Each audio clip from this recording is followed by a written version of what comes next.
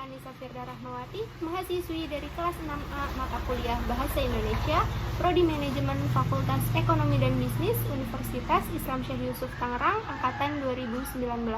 Dan dalam kesempatan kali ini, saya akan berbicara mengenai panic buying di masa pandemi dan dampaknya terhadap perekonomian di Indonesia. Namun, sebelum saya memulai presentasi, saya ingin mengucapkan terima kasih kepada Pak Aditya Pratama, SPD LPD, selaku dosen pengampu mata kuliah Bahasa Indonesia.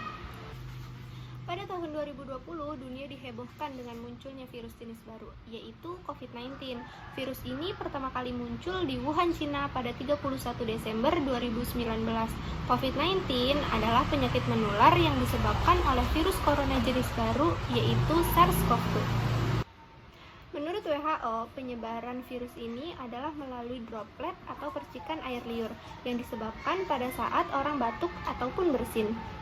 Virus ini menular jika kita menyentuh benda atau permukaan yang terkena percikan droplet dan langsung mengenai mata, hidung, ataupun mulut. Gejala yang dialami oleh orang yang terinfeksi COVID-19 mulai dari ringan, sedang, hingga berat. COVID-19 ini dampaknya bukan hanya untuk kesehatan aja loh teman-teman, melainkan dari sektor sosial, budaya, pemerintah, pendidikan, psikologi masyarakat, ekonomi, dan masih banyak lagi. Guna menekan angka penularan virus COVID-19 ini, pemerintah melakukan beberapa kebijakan. Salah satunya adalah PSBB, dan saat ini PSBB berganti dengan PPKM darurat. Dari PSBB kemarin hingga PPKM darurat yang diberlakukan saat ini menimbulkan kecemasan bagi masyarakat Indonesia. Kecemasan ini menimbulkan dampak panic buying. Panic buying itu apa ya? Dikutip dari Wikipedia, panic buying adalah perbuatan membeli barang dalam jumlah banyak untuk mengantisipasi suatu bencana atau berjaga-jaga jika ada kenaikan maupun penurunan harga. Menurut Dr. Ali Van Wyk, pakar perilaku manusia di Nyeronde Business University mengatakan terdapat 4 alasan seseorang melakukan pembelian secara berlebihan. Yang pertama, yaitu karena untuk bertahan hidup. Kedua, karena efek kelangkaan. Ketiga, karena mengikuti perilaku orang lain. Dan yang terakhir, karena rasa kontrol. Pratiwi 2020. Perilaku panic buying juga terjadi akibat kurangnya informasi akurat yang diterima oleh masyarakat loh teman-teman. Bahan-bahan yang dibeli secara berlebihan di masa pandemi ini seperti hand sanitizer, masker bedah, oksigen, susu beruang, alkohol 70%, rempah-rempah seperti temulawak, jahe, dan kunyit, dan masih banyak lagi. Dalam bidang ekonomi, jumlah orang yang mencari barang dalam jumlah banyak akan mempengaruhi permintaan.